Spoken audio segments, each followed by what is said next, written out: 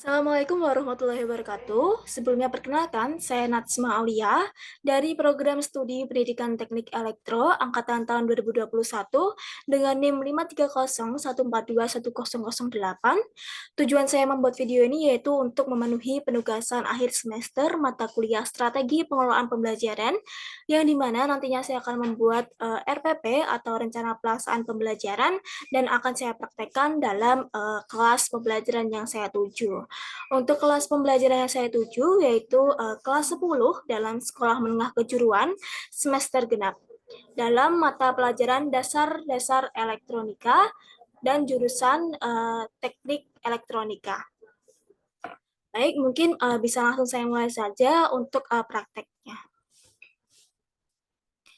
Sebelumnya, selamat sore. Assalamualaikum warahmatullahi wabarakatuh. Apakah sudah bergabung semua dalam Zoom meeting ini? Oke, sudah semua, baik. Sebelum memulai pembelajaran, alangkah baiknya kita mulai pembelajaran pada sore hari ini dengan berdoa terlebih dahulu, agar nantinya materi yang didapatkan lebih efektif lagi dan nantinya bisa lancar hingga akhir. Baik, saya awali untuk berdoa. Berdoa menurut agama dan kepercayaan masing-masing. Berdoa tenang dipersilahkan. Berdoa selesai. Baik, terima kasih. Oke, mungkin sebelum memulai pembelajaran bisa saya absen terlebih dahulu ya. Untuk absen pagi pada pembelajaran hari ini saya melalui Google Form saja. Nanti saya share ke grup pembelajaran kita. Nanti mungkin bisa dibantu untuk ketua kelas ya untuk mengkoordinasikan teman-temannya untuk segera absensi dan terakhir absensi di jam terakhir mata pelajaran ini ya. Baik, saya mulai saja untuk pembelajaran sore hari ini mengenai dasar-dasar elektronika. Yang dimana pada pekan lalu, minggu lalu, kita sudah mempelajari mengenai komponen aktif dan pasif dari elektronika itu sendiri. Setelah kita mempelajari komponen aktif dan pasif, nantinya kita akan mengaitkan materi pada hari ini dengan minggu lalu, yang dimana dalam komponen aktif pasif itu akan dihitung untuk tegangan, arus, dan hambatannya menggunakan alat ukur yang dinamakan alat ukur multimeter. Mungkin di sini ada yang tahu nih, apa sih itu alat ukur multimeter atau penggunaannya, atau ada yang sudah menggunakan? Mungkin salah satu bisa berpendapat nih. Oke, terima kasih. Baik, bagus banget ya untuk multimeter sendiri yaitu alat tentunya untuk mengukur tegangan, hambatan, dan arus dalam sebuah komponen seperti itu. Mungkin sebelum lanjut, aku mau tanya dulu nih. Mungkin ada yang teman-teman di sini ada yang sudah pernah untuk menggunakan alat ukur tersebut? Oke, sudah. Sekiranya digunakan untuk mengukur selain arus, hambatan, untuk mengukur apa ya? Nah, benar sekali teman-teman semua bahwa alat ukur multimeter ini selain digunakan untuk mengukur arus, hambatan, dan tegangan, tentunya bisa untuk mengecek kondisi dari sebuah komponen, apakah itu baik atau benar. Dan dalam komponen lainnya, seperti contohnya transistor, jika memiliki 3 kaki, maka bisa menentukan kaki mana emitor, kaki kolektor yang mana, dan basis yang mana tentunya. Nah, mungkin selanjutnya saya akan mengulas sedikit mengenai materi ya. Izin untuk share screen ya teman-teman ya.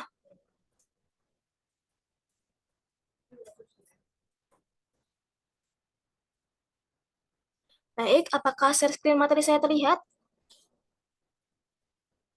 Baik.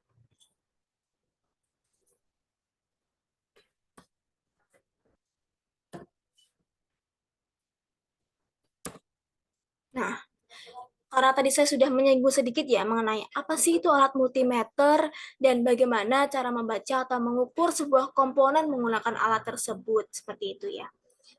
Oke, next. Nah, berikut merupakan bentuk fisik dari multimeter atau alat ukur multitester ya, seperti dikenal dengan nama lainnya yaitu multitester atau multimeter. Dalam alat ini ada 2 jenis ya, yaitu jenis yang Di sini itu ada jenis yang dimana kita harus membaca nilainya dengan menghitung. Jika yang di sebelahnya, ini ada namanya multimeter digital, yang dimana dengan menggunakan alat ini kita tidak perlu untuk mengukur secara atau menghitung secara manual nilai yang akan ditentukan. Jadi sudah langsung ada nih nilainya di dalam display multimeter tersebut. Oke, selanjutnya jenis multimeter tadi ada analog dan digital, yang dimana fungsinya sama saja, yaitu untuk mengukur arus, tegangan, dan resistansi atau hambatan. Multimeter analog ini juga biasa disebut dengan avometer. Mengapa disebut dengan avometer? Karena yang seperti sudah diketahui tadi, kembali ke pengertian awal, yaitu untuk mengukur tiga fungsi tersebut. Untuk multimeter digital, sudah saya jelaskan tadi bahwa multimeter digital lebih akurat dibandingkan dengan yang analog.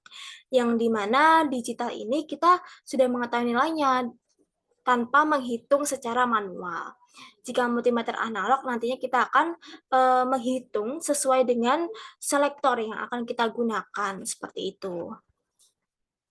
Oke, next. Ini saya ada video pembelajaran yang dimana saya buat sendiri, yang di dalamnya sudah saya ringkas mengenai apa sih itu multimeter secara jelas, terperinci, dan untuk bagian-bagian dari multimeter tersebut. Mungkin bisa disimak dengan baik-baik ya.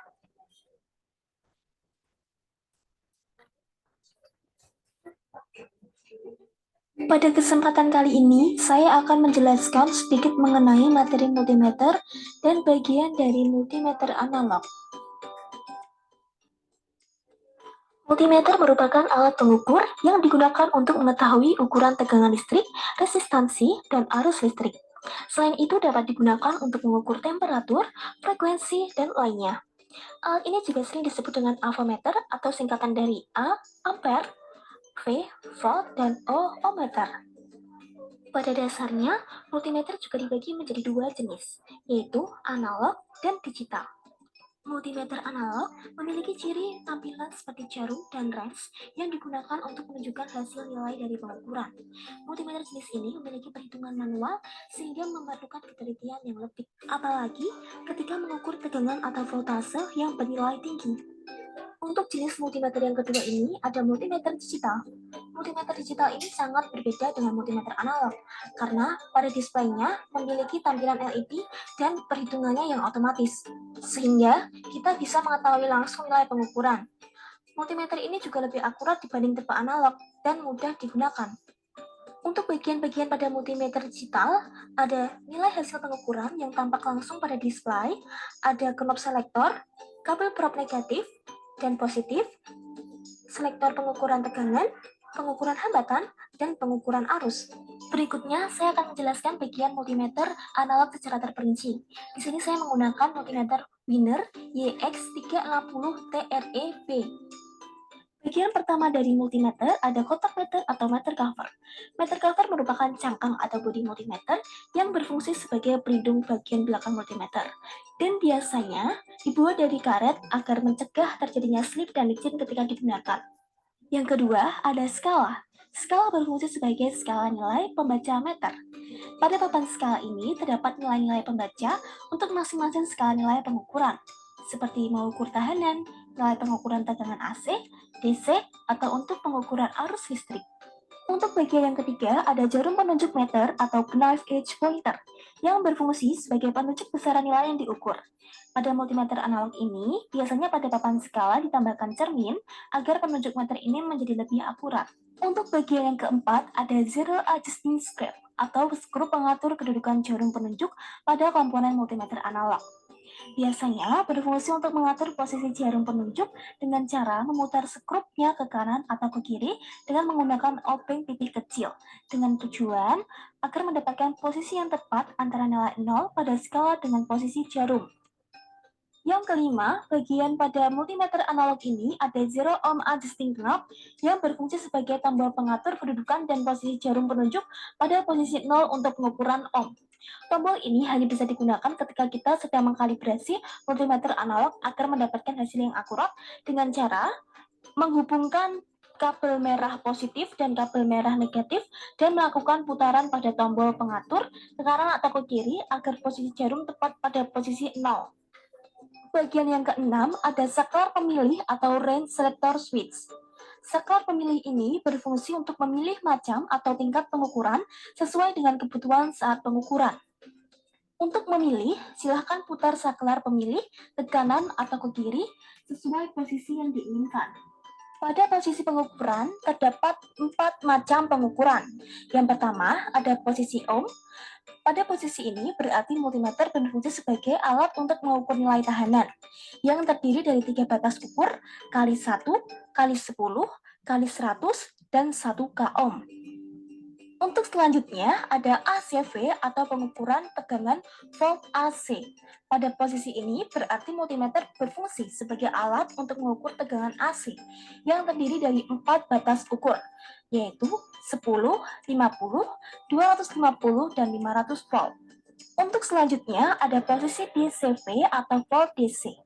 Pada posisi ini, berarti multimeter berfungsi sebagai alat untuk mengukur tegangan DC, yang terdiri dari 7 batas ukur, 0,25, 2,5, 5, 10, 50, 100, dan 500. Untuk posisi yang terakhir, ada posisi DCMA atau miliampere DC. Pada posisi ini, berarti multimeter berfungsi sebagai alat pengukur arus DC dengan satuan miliampere atau miliampere meter DC yang terdiri dari 3 batas ukur, yaitu 0,25, 25, dan 2,5 miliampere. Untuk bagian selanjutnya ada lubang kutub positif. Lubang kutub positif adalah tempat untuk memasang teslet positif atau kabel positif, yaitu kabel probe yang berwarna merah. Untuk teslet positif atau kabel probe multimeter berwarna merah, pada bagian ujungnya dipasangkan ke lubang kutub positif pada multimeter, dan probe merah ini juga digunakan untuk melakukan pengukuran pada benda kerja. Untuk bagian selanjutnya ada lubang kutub negatif. Lubang kutub negatif adalah tempat untuk memasang teslet negatif, yaitu probe yang berwarna hitam. Untuk teslet negatif adalah kabel probe multimeter berwarna hitam yang mengindikasikan posisi negatif. Pada bagian ujungnya dipasangkan ke lubang kutub negatif pada multimeter analog. Teslet negatif ini digunakan untuk pengukuran pada benda kerja. Cukup sekian dari materi multimeter. Untuk video selanjutnya, saya akan menjelaskan cara pengkalibrasian pada multimeter.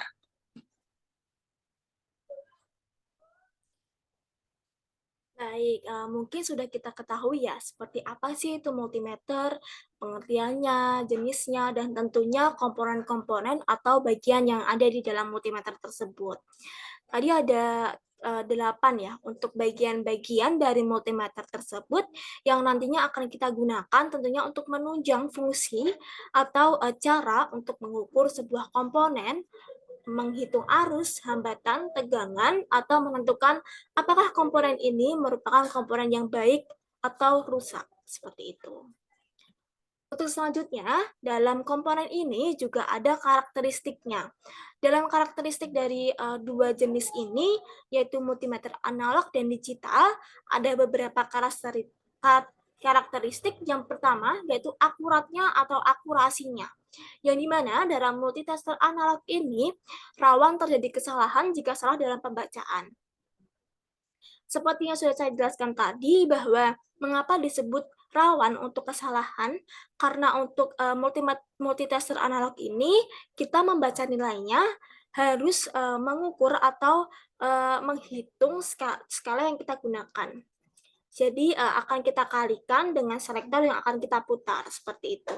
Namun dalam multitester digital tentunya kita tidak usah repot-repot untuk menghitung nilai dalam display tersebut. Karena di dalam display tersebut kita sudah langsung mengetahui berapa sih nilai dari komponen yang akan kita hitung tersebut, seperti itu.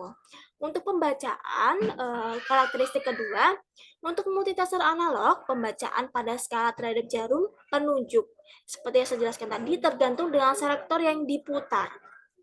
Selektor, tadi yang sudah dijelaskan dalam video sebelumnya, bahwa selektor merupakan sebuah pemutar yang dimana kita akan mengukur apa nih, hambatan kah, tegangan AC kah, atau tegangan DC kah. Nah, jadi membacanya tuh tergantung dengan jarum penunjuk yang ada dalam multimeter tersebut.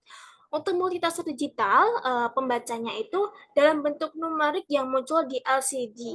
Jadi kan di dalam digital tadi sudah saya jelaskan bahwa dia lebih memiliki keunggulan bahwa tidak perlu untuk membaca atau menghitung.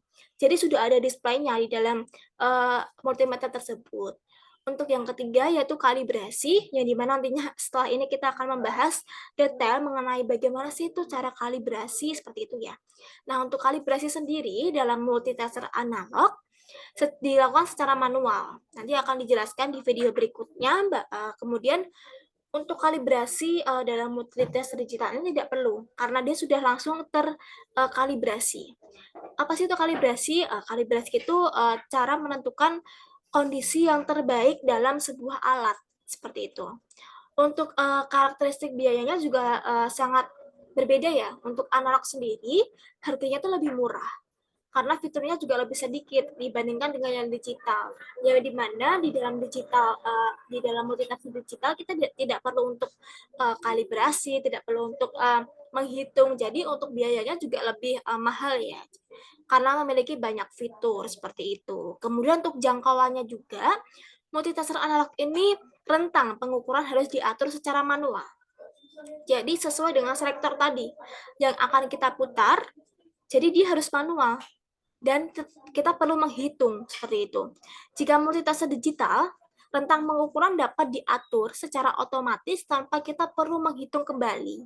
Seperti itu. Jadi lebih akurat yang digital. Untuk parameternya, dalam multitafsir analog ini, pengukuran arus, tegangan, dan resistansi juga lebih lebih agak ribet karena kita harus menghitung dengan selektor yang akan kita gunakan. Namun dalam multitafsir digital ini pengukuran arus, tegangan, resistansi, kapasitansi, dan induktansi tentunya lebih lengkap ya teman-teman ya. Sudah dijelaskan tadi mengapa ada karakteristik biaya juga karena pengaruhnya dalam jangkauan. Untuk jangkauan dalam multitafsir digital lebih banyak jangkauannya seperti itu. Kemudian ada parameter yang di sini yang di mana multitafsir analog, pengukuran arus, tegangan, dan resistansi.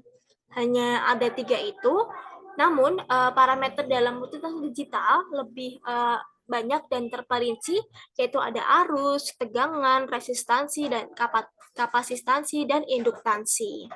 Seperti itu, jadi lebih banyak. Untuk kebutuhan ADC, jadi ADC itu apa? Itu untuk konverter analog ke digital.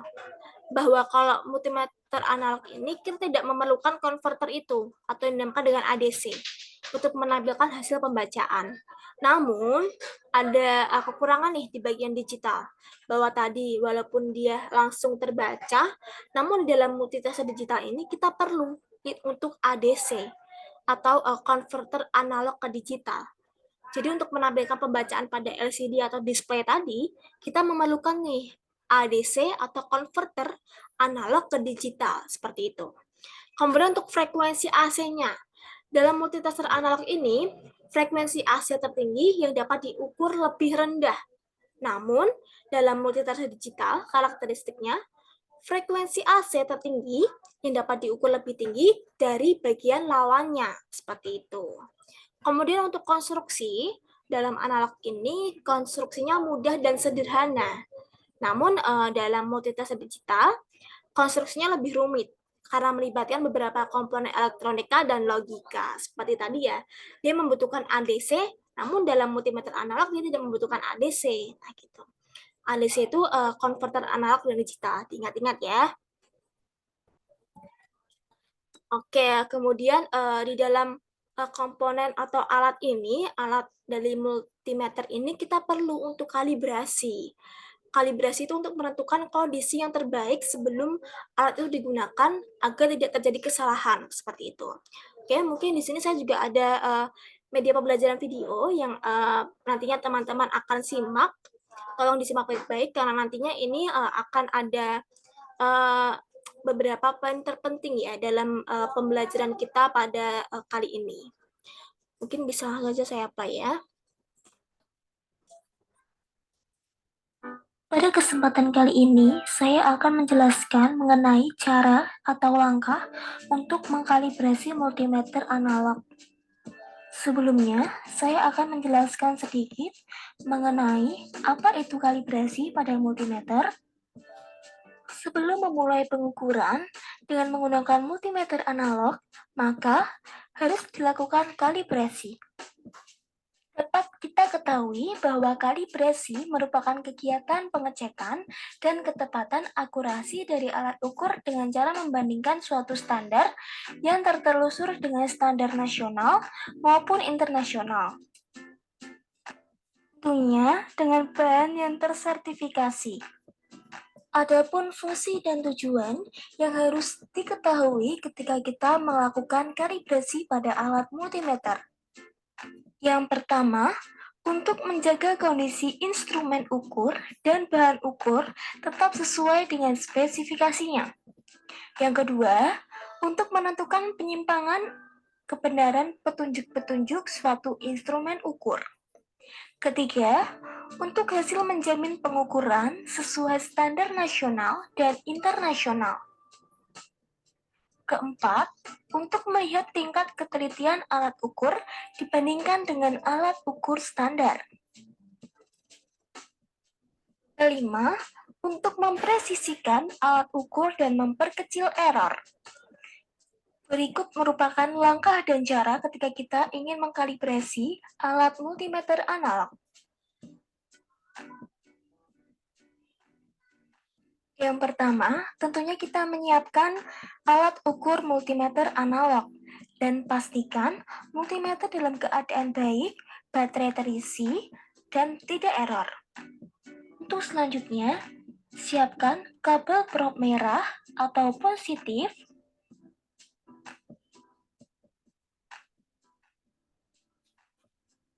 dan kabel prop hitam atau negatif. Untuk selanjutnya, pasangkan kabel prop negatif pada lubang kutub min. Selanjutnya, pasangkan kabel merah plus pada lubang kutub plus. Langkah selanjutnya, putar selektor pada posisi ohm pada kali 10.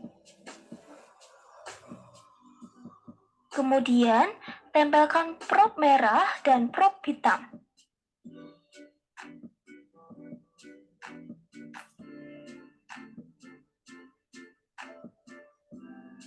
Selanjutnya, dapat dilihat pada display multimeter dan pastikan jarum pas di angka 0. Jika dirasa belum tepat, maka dapat memutar pada posisi zero ohm adjusting knob agar posisi jarum tepat pada angka 0. Pastikan posisi membaca angka 0 tepat pada atas atau cermin, tidak terbayang. Jika dirasa sudah tepat pada angka 0, maka multimeter analog sudah berhasil dikalibrasi. Berikut merupakan langkah pengkalibrasian pada multimeter analog. Terima kasih dan semoga bermanfaat. Untuk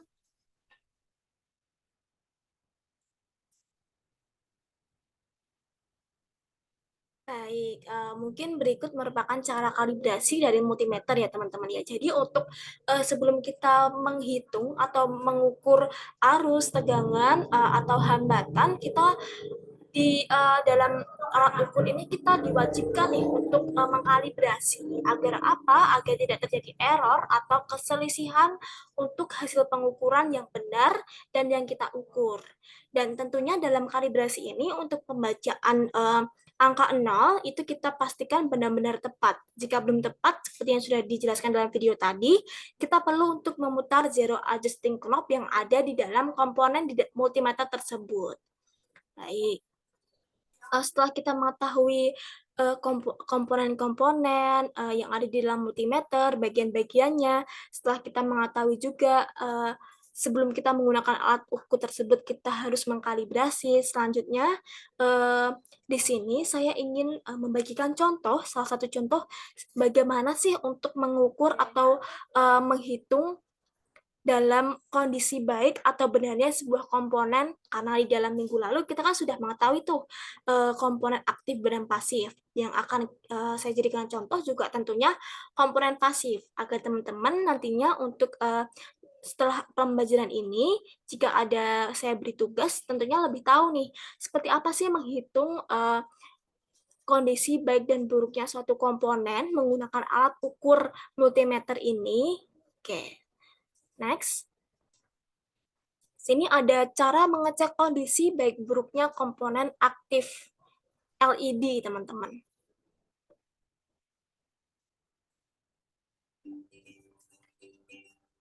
Pada kesempatan kali ini, saya akan menambahkan materi mengenai komponen aktif LED dan bagaimana cara mengecek kondisi baik dan buruknya komponen LED. Ada baiknya, sebelum kita mengecek kondisi baik dan buruknya LED, kita mengetahui apa itu komponen aktif LED. Komponen aktif LED atau Light Emitting Diode merupakan komponen elektronika jenis aktif yang dapat memancarkan cahaya monokromatik ketika diberikan tegangan maju.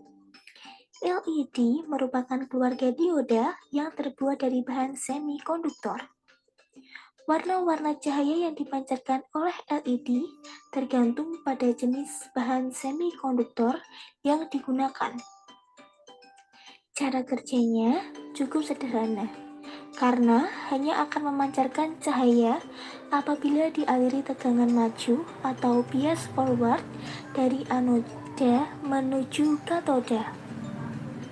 Berikut merupakan gambar dari simbol LED. Ciri khas dari simbol LED menunjukkan bahwa anak panah berarah ke atas. Pada komponen aktif LED ini memiliki kutub positif dan kutub negatif atau yang bisa disebut dengan katoda dan anoda. Berikut merupakan gambar detail dari anoda dan katoda. Anoda merupakan kutub positif yang ada di dalam LED. Ciri-ciri terminal anoda ini yaitu memiliki ciri kaki lebih panjang dan LED frame lebih kecil. Berikutnya, katoda atau kutub negatif merupakan terminal yang memiliki kaki pendek, LED frame besar, dan terletak di sisi yang flat. LED ini juga dibedakan menjadi dua, yaitu LED bening dan LED yang berwarna sesuai warnanya. Nah, berikut merupakan sedikit ulasan mengenai materi LED atau Light Emitting Diode. Berikutnya merupakan cara pengecekan baik dan buruknya LED dengan multimeter analog. Di sini, saya mengecek komponen LED ini dengan multimeter Wiener UX360 TREP. Di sini, saya menggunakan dua jenis LED, yaitu bening dan sesuai warna. Berikutnya, siapkan probe hitam atau negatif dan pasangkan pada lubang kutub negatif. Dan probe merah atau probe positif dipasangkan ke lubang kutub positif.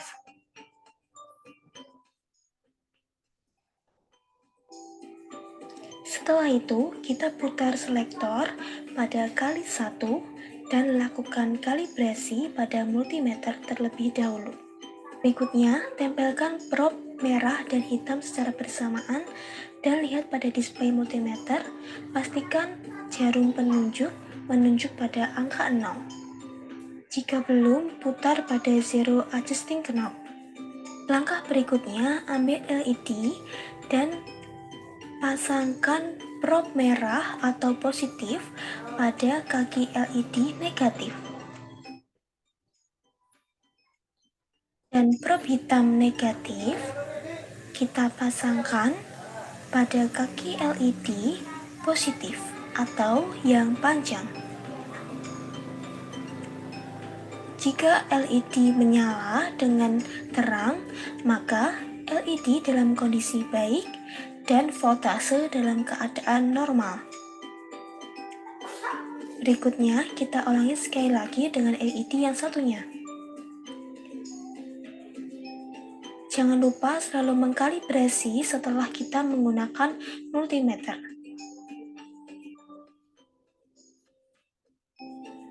Kemudian atur posisi angka 0 dan sambungkan kembali probe warna merah atau positif pada kaki LED, negatif atau yang pendek. Berikutnya, probe hitam negatif kita sambungkan pada kaki LED yang positif atau yang panjang. Lakukan hingga LED menyala dengan terang, maka LED dalam kondisi baik. Cukup sekian materi mengenai LED dan pengecekan baik buruknya komponen aktif LED. Untuk video berikutnya,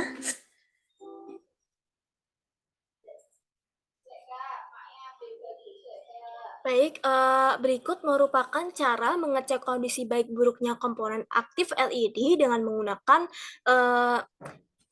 multimeter. Nah, tentunya tadi kan kita sudah mengetahui tuh di dalam multimeter tuh ada apa saja. Setelah kita mengetahui di dalam multimeter bagian-bagiannya apa saja dan sebelum melakukan pengukuran kita harus melakukan kalibrasi agar tepat. Jadi untuk contoh penerapan pengukuran ini kita tentunya jangan lupa untuk selalu mengkalibrasi tentunya ya dan mengecek apakah probe yang akan kita gunakan itu sesuai dengan bagiannya, negatif dan positif seperti itu. Baik, berikut merupakan materi yang sudah dipelajari dalam pertemuan kali ini. Ada yang perlu ditanyakan atau dibingungkan dalam penjelasan saya tadi atau media pembelajaran video yang sudah saya tampilkan tadi? Oke, sambil menunggu ya, mungkin saya ingin menambahkan untuk latihan pembelajaran kalian ya di rumah. Saya sudah menyiapkan untuk tugas, ini tugasnya mandiri saja ya. Untuk yang pertama, karena pertemuan minggu lalu kita sudah mengetahui komponen aktif dan pasif ya. Tentunya sudah tahu cara membacanya dan bagaimana sih untuk menentukan tegangan karena tadi kan sudah saya kasih contoh tuh untuk menentukan baik dan benarnya suatu komponen. Nah, untuk pembelajaran minggu depan kalian kumpulkan tugas ini individu saja sedikit yaitu menentukan nilai resistor. Yang pertama, kalian urut-urutkan dulu gelangnya secara manual. Jadi ada Hichomeyaku Hibiwaku itu jangan lupa untuk disesuaikan dengan warna di dalam display resistor tersebut. Kemudian ukur nilai resistor tersebut pastikan dengan multimeter. Seperti itu, seperti yang sudah dijelaskan dalam video tadi. Jangan lupa untuk selalu mengkalibrasi, putar jika ini resistor kan untuk ohm ya. Jadi selektornya dalam kondisi ohm, dalam ohmmeter, kemudian beri keterangan apakah nilai resistornya sesuai atau tidak seperti itu. Jika tidak, berikan alasannya. Kemudian di sini juga ada latihan soal yang akan dikumpulkan 2 minggu setelah kalian melakukan praktek ya. Di sini ada bisa di screenshot saja atau nanti saya kirimkan di dalam grup WA kita ya. Di sini ada hasil pembacaan multimeter, apakah selektor ditempatkan di DCV seperti apa, dalam DCV 10 seperti apa, berikut bisa dipraktekkan juga di rumah. Jadi jangan mengawang di dalam soal ini, jadi perlu kalian untuk mempraktekkan apakah ini sesuai nilainya dengan jarum atau yang ditunjukkan dalam soal berikut. Ini ada 10 soal saja, dikumpulkan 2 minggu berikutnya dan ditambahkan analisis mengenai hasil dari pengukuran yang ada di dalam display tersebut. Seperti itu.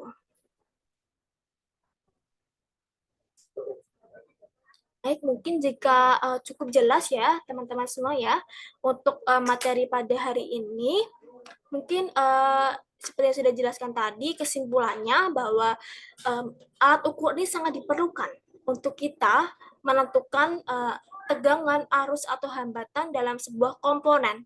Karena di dalam lingkup elektro tidak jauh dari komponen dan mengukur. Jadi jangan lupa untuk selalu berlatih untuk cara mengetahui seperti apa sih untuk menghitung tegangan, arus, dan lain-lain. Karena tentunya literasi juga kalian butuhkan ya. Tadi sudah hebat juga, ada yang menjawab benar mengenai multimeter itu apa, bahkan sudah ada yang pernah untuk menggunakan ya, walaupun itu hanya dibantu oleh ayahnya atau orang tuanya, tapi sudah bujab banget karena sudah berani mencoba. Dan tentunya untuk minggu berikutnya jangan lupa untuk tugas dikumpulkan. Dan saya ingatkan lagi ya, untuk presensi jangan lupa, ini juga sudah saya cek, sepertinya sudah hadir semua, tadi sudah saya cek untuk Google Form-nya. Baik, mungkin cukup sekian pembelajaran kita pada minggu kali ini mengenai multimeter, alat ukur multimeter. Cukup sekian, terima kasih atas perhatiannya. Mungkin karena kita awali dengan doa, maka tidak baik ya kita tidak menutup juga dengan doa juga. Jadi untuk mengakhiri pembelajaran pada minggu kali ini, kita berdoa karena sudah diberikan kelancaran hingga akhir menyampaikan materi mengenai multimeter, dan semoga materi ini bisa diserap dengan baik oleh teman-teman semua. Baik, berdoa menurut agama dan kepercayaan masing-masing, berdoa tenang, dipersilahkan. Berdoa selesai. Mungkin cukup sekian, terima kasih. Jangan lupa untuk mengerjakan tugasnya dan dikumpulkan tepat waktu. Terima kasih juga sudah mendengarkan dan ikut untuk partisipasi aktif dalam kegiatan tanya jawab tadi. Jadi saya akan berbagi terlebih dahulu ya. Baik. Terima kasih juga sudah menyempatkan untuk ikut dalam pertemuan pada minggu kali ini. Semoga bermanfaat untuk materi yang sudah saya sampaikan. Sekian, wabillahi taufiq wal hidayah. Wassalamualaikum warahmatullahi wabarakatuh. Selamat sore.